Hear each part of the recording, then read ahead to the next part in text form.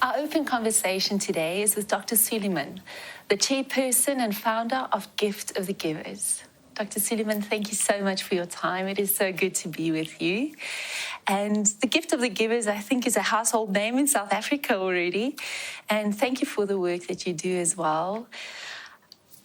I think in the last few years, we've just seen how the need in our country has doubled, tripled, just the growth in need and poverty, drought across the country. How do you not get tired, hopeless when you look at it and in the work that you do? Mine is a calling. It has been a spiritual message from a spiritual teacher that I met in Istanbul. And because of when you have faith, it strengthens you to deal with situations. But I think more in my case, it's a way, giving back is a form of gratitude. Because I've been to 45 countries where I only see disasters. And I've seen how people suffer and battle. And I've seen the difficulty in our own country too. And the fact that my family, my children are not on the other side, that to me is a reason to keep giving back.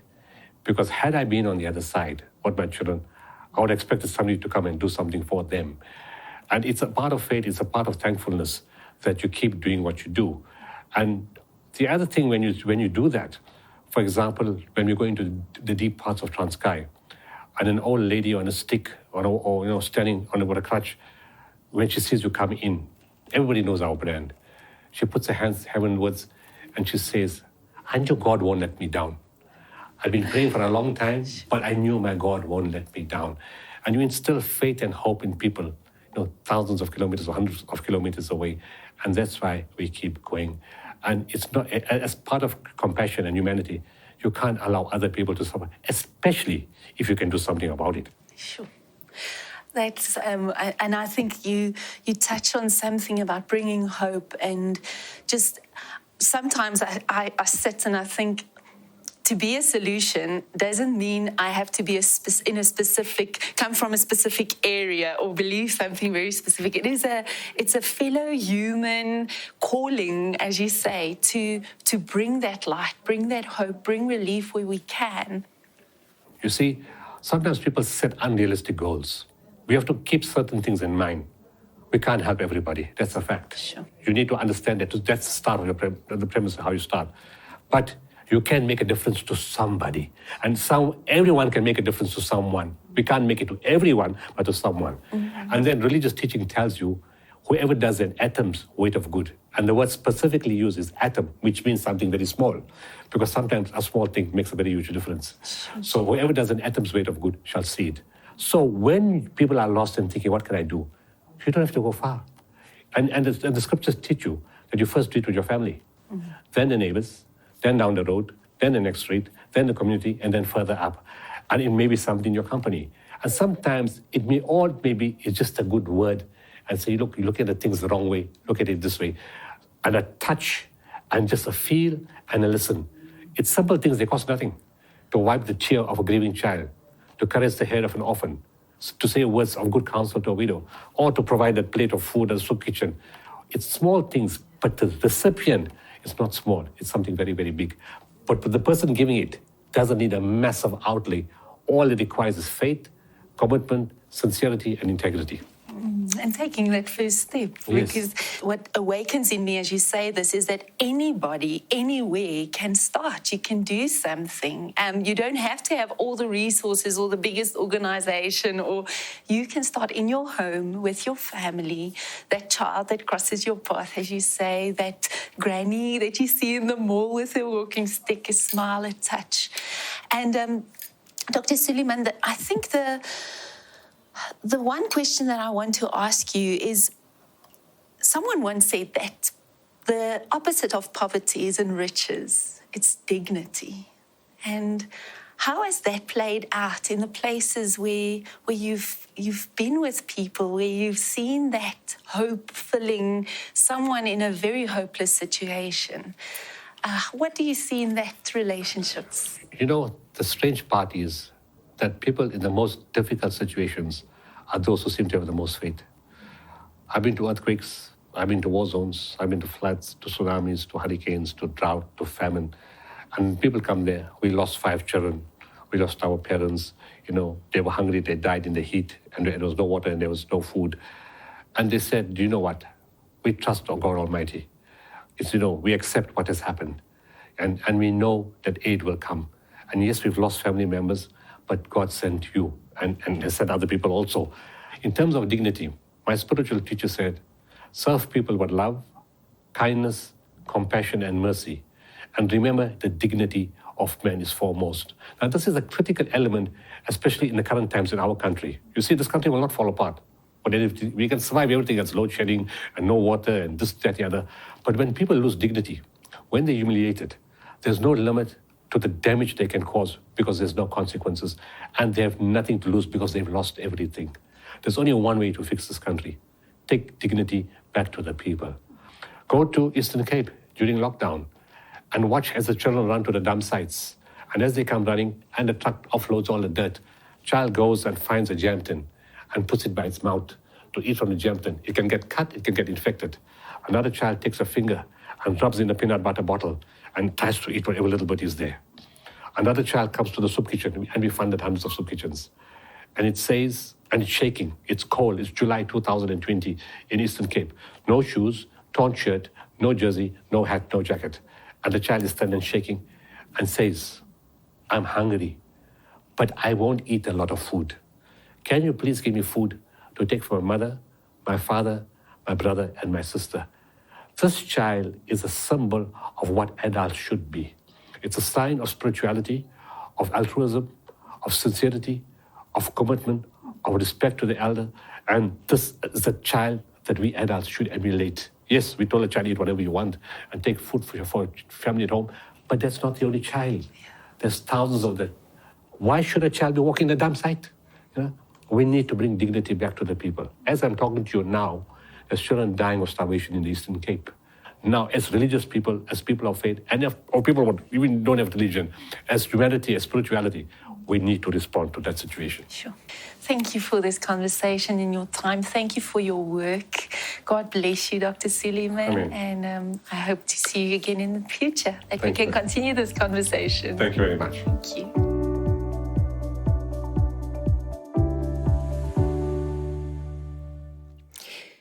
Jesus het na Galilea toe teruggegaan vol van die krag van die Gees en berigte oor hom het deur die hele omgewing versprei. Hy het die mense in die sinagoges geleer en almal het met lof van hom gepraat. Hy het ook in Nasaret gekom, daar waar hy groot geword het, en soos sy gewoonte was, het hy op die Sabbatdag na die sinagoge toe gegaan. Toe hy opstaan om uit die skrif voor te lees, is die boek van die profeet Jesaja vir hom aangegee, en hy het dit oopgemaak en die plek gekry waar geskrywe staan: Die Gees van die Here is op my, omdat hy my gesalf het om die evangelie aan armes te verkondig. Hy het my gestuur om vrylating vir gevangenes uit te roep en herstel van gesig vir blindes, om onderdruktes in vryheid uit te stuur, om die genadejaar van die Here aan te kondig. Nadat hy die boek toegemaak en aan die amptenaar teruggegee het, het hy gaan sit, en die oë van almal in die sinagoge was op hom gerig. Ek onthou as 'n student hoe ek baie keer weggeskram het as my medestudente 'n uitreik beplan het. Nou, by die opleidingsentrum waar ek was dit een van die hoogtepunte van my medestudente. Maar ek het altyd gevoel in daai oomblikke, ek weet nie of hierdie ek is nie, my maag het op 'n knop getrek, die ongemak waarmee ek gesit het ek gevoel in my lyf. En ek het tot so ver gegaan om te dink, maar die Here roep my dalk nie hiervoor nie. En so tyd gelede word ek genooi om met 'n span na 'n gemeenskap uit te gaan reik. En dieselfde emosie kom by my op as wat ek as daai 20-jarige student ervaar het. En toe ek met my geestelike begeleier hieroor begin praat, kom ek agter dat ek met 'n groot vraag sit wat onderliggend is tot hierdie weerstand en ongemak wat in my is. Hoe vereenselwig ek my geloof met die groot pyn en nood wat daagliks om my is? Hoe leef ek as 'n persoon wat bevoorreg is? Ek het 'n opvoeding, ek het baie hulpbronne tot my beskikking of genoeg. Ek sit met koneksies en netwerke van vriendskappe en kennisse. Ek is iemand met toegang tot mediese dienste, tot plesier, vakansies. Hoe kan ek dan, as 'n volgeling van Jesus, leef in getrouheid in my volgelingskap in 'n wêreld van oorweldigende ongeregtigheid en lyding? En miskien vandag kan jy met iets van daai vraag ook vereenselwig. Hoe volg ek Jesus? Ek kan nie Jesus net volg in sekere areas van my lewe nie. Ek wil hom volg in alles. En Lukas vertel vir ons hier dat Jesus, nadat hy sy publieke bediening begin het, terugkeer na sy tuisdorp van Nasaret. Hierdie is die plek waar hy groot geword het, waar hy met sy maats gespeel het as kind, is die plek waar hy sy opvoeding gekry het. Hierdie is die plek waar hy sy eerste werk as 'n timmerman gekry het. Dis sy tuisdorp. En hy gaan terug soontoe, en wanneer hy soontoe gaan, dan gaan hy na die sinagoge toe. En ek verbeel my, al sy vriende en bure en familie is ook daar by mekaar. Dis die Sabbatdag, dis deel van hulle routine ritme, en hier deel hy in hulle midde die rede hoekom hy gekom het. En ek wil jou nooi om weer hierdie woorde saam met my te lees wat Jesus aanhaal. Dis die woorde van die profeet Jesaja, en Jesus sê, die Gees van die Here is op my, omdat hy my gesalf het, om die evangelie aan armes te verkondig. Hy het my gestuur om vrylating vir gevangenes uit te roep, en herstel van gesig vir blindes, om onderdrukters in vryheid uit te stuur, en om die genadejaar van die Here aan te kondig. En vir 'n paar oomblikke, hou hierdie woorde in jou gedagtes en in jou hart. Hierdie is Jesus se lewensmissie. Ons kan dit noem sy manifesto vir sy rol as Messias. Dis hoekom hy gekom het. En as ek dit kan opsom in my eie woorde, is dit, Jesus het gekom om God se liefde vir almal en enige iemand te wys en te gee. En die vraag wat by my opkom is, hoe volg ek hom daarin vandag? Hoe volg ons hom?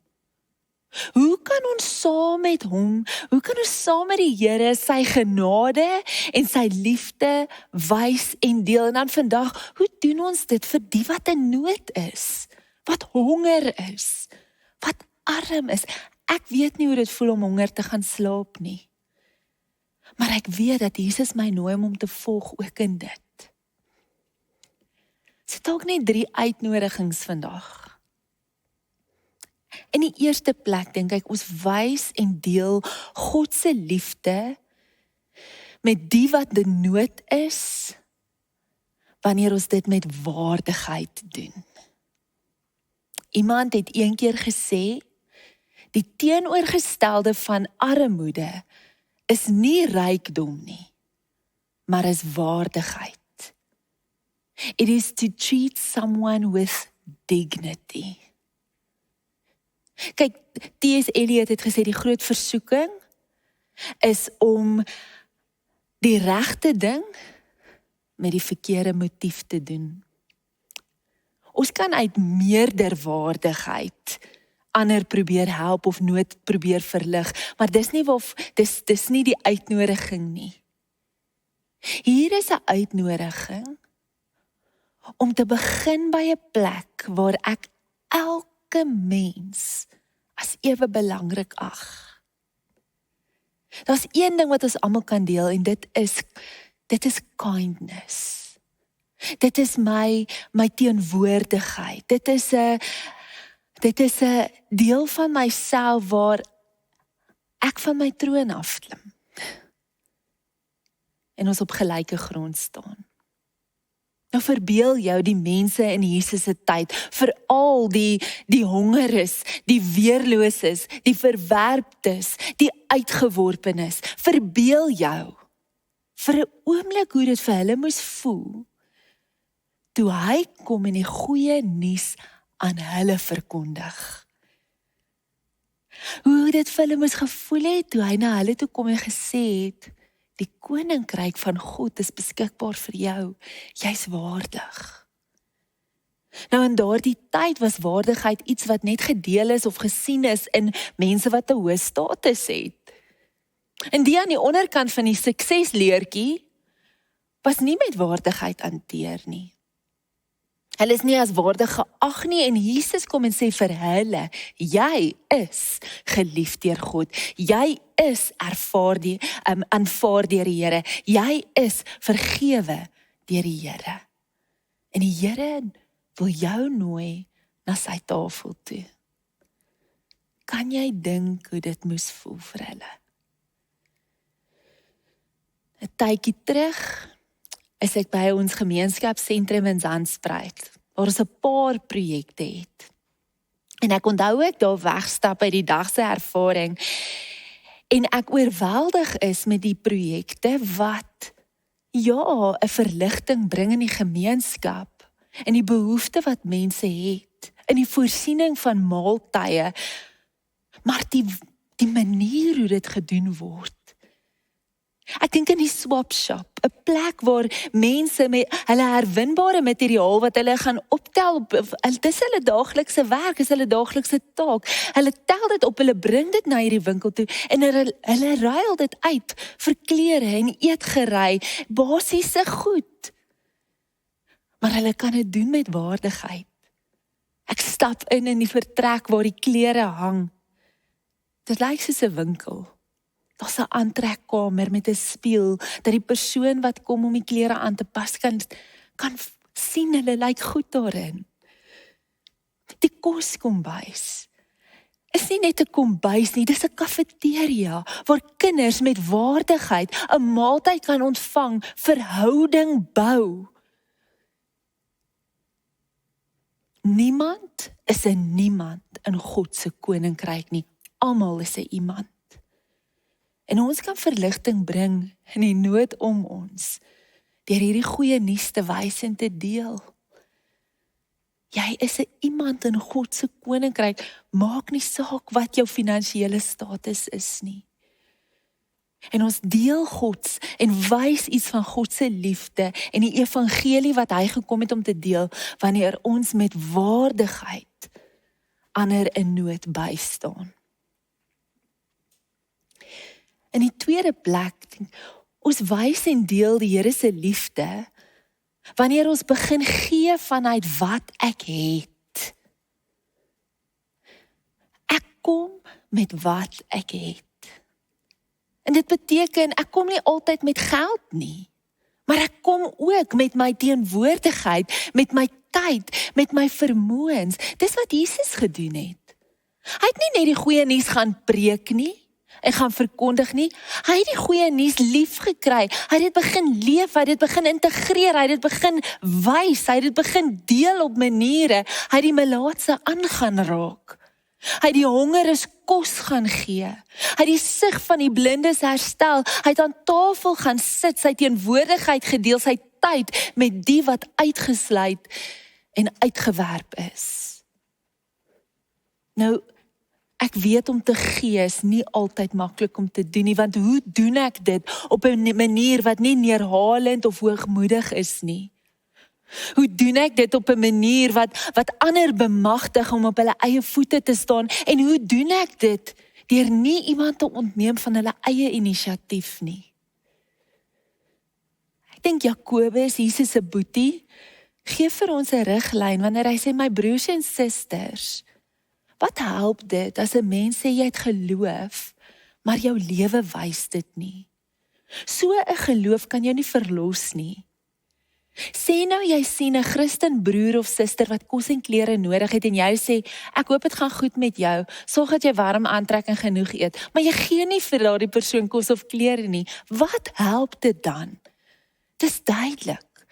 Om net te sê jy glo, is nie genoeg nie. Geloof wat nie dade word nie, is eintlik glad nie geloof nie. Sulke geloof is dood en dit help niks. En Jakobus herinner my hier, begin waar jy is. Begin doen daar waar jy geplant is, geplaas is. Begin by die verhoudings rondom jou. En laat jou geloof en verhoudings lewe kry deur te begin doen, te wys en te gee. En vir elkeen van ons gaan dit anders lyk of anders wees, want ons is op verskillende plekke met verskillende hulpbronne. En ek dink wanneer elkeen van ons die Here gaan vra, Here, hoe wil U hê ek moet teenwoordig wees in die nood van mense om my, gaan hy ons elkeen anders beantwoord. Maar ek dink aan die haarkapper hier in Linden, Johannesburg. Sy spandeer 'n paar ure elke naweek om die hawelose se hare te gaan sny. Dis mense wat nooit ooit na haarkapper sal kan gaan nie. Ek dink aan 'n groep vrywillige veeartse in die voorstede, wat naweek in die strate ingaan, om mense se troeteldiere na om te sien, wat dit nie self kan doen nie, wat nie die hulpbronne het nie. Dis mense wat nooit ooit hulle diere na 'n veearts sal kan vat nie. Ek dink aan 'n tandarts hier in ons gemeenskap, wat een keer 'n week sy privaat praktyk toemaak, om op straat te gaan werk en sy gawe en diens te gaan bied. En ek dink aan die besigheidsmanne en vroue in ons gemeenskap, wat al groot hulpbronne in hierdie gemeenskap belê het, sodat dit 'n bietjie nood en lyding kan verlig. Kan ek jou nooi om daardie vraag vandag vir die Here te vra? Here, hoe wil U hê moet ek deel en wys U liefde? Hierdie goeie nuus, hierdie evangelie. Ek kan nie al die pyn aanvat nie. Dis te veel, maar met wat ek het en hoe ek kan, waar sou U wil hê, kan ek die nood verlig. Ek hierdie gebed het hierdie week. Ek dink ek aan die persoon wat by die robot staan, waarby ek elke dag verbyry. En soms gee ek, want ek kan, maar ander kere, ek weet nie of dit help nie, ek weet nie of ek verligting bring nie. En ek ervaar net, ek kry net so 'n gevoel, 'n sens, dat ek kan wel vir hom 'n vriendelikheid gee, ek kan hom in die oë kyk, ek kan hom acknowledge, ek kan hom sien as waardig. En ek het besef, dis vir my die moeilike uitnodiging. Wat is daai uitnodiging vir jou?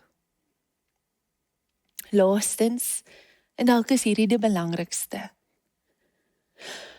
Ons deel en wys die Here se liefde, wanneer ons hom toelaat, om ons aan te raak in ons eie hongersnood, ons eie armoede, ons eie behoeftigheid. Jy weet, wanneer jy die evangelies gelees het Jesus nie net die goeie nuus aan die armes verkondig nie. Hy het ook die goeie nuus gedeel met diegene wat welaf en welgesteld was. Hy het die goeie nuus met Matteus gedeel, met Nikodemus, 'n belangrike geestelike leier, met Saggeus, die Bybel sê, hy's 'n baie ryk man. Hy het die evangelie gedeel met enige iemand wat bewus was van hulle eie geestelike honger en eie geestelike armoede. En ek dink dit is een van die groot gevare van om meer as genoeg te hê. En ek sê dit versigtig, want ek het verseker meer as genoeg. Miskien het jy vandag meer as genoeg, maar een van die groot gevare is dat dit my kan mislei om te dink dat ek selfstandig is. Ons begin glo, ons het nie ander nodig nie, ons het nie God nodig nie, ek het nie 'n verlosser nodig nie, en ons word blind, ek word blind vir my eie honger en eie armoede en nood.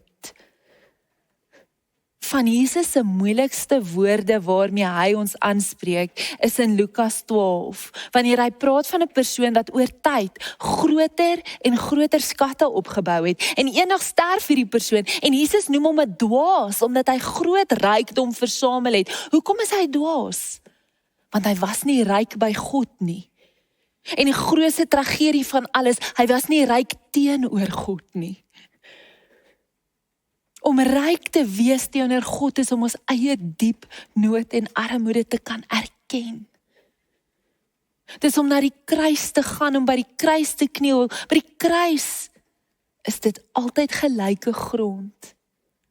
En dis waar ons die skatte van vergifnis en nuwe lewe ontvang. Daar word ons ryk. Ons word ryk teenoor God wanneer ons God se liefde in ons lewe toelaat. En ons harde harte begin verander in harte van vlees wat reageer en wat sensitief is en wat breek oor daardie dinge wat God se hart breek.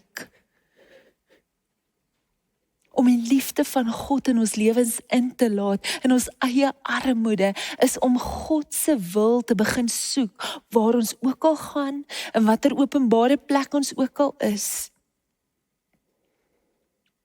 Om God se weg van waarheid, en geregtigheid, en regverdigheid te soek, in watter klein of groot manier ons ook al kan, dis om ryk te wees teenoor God. En is om mildelik te deel dit wat God vir ons gegee het. Kan ek jou nooi vandag? Erken jou armoede. Ek wil my eie armoede van hart, die hongersnood van my hart, my geestelike armoede erken, want ons is almal bedelaars voor die Here.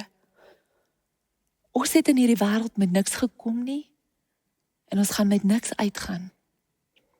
Erken, sodat jy die werklikheid van die Here in jou lewe kan begin ervaar. Ons leef in 'n moeilike tyd.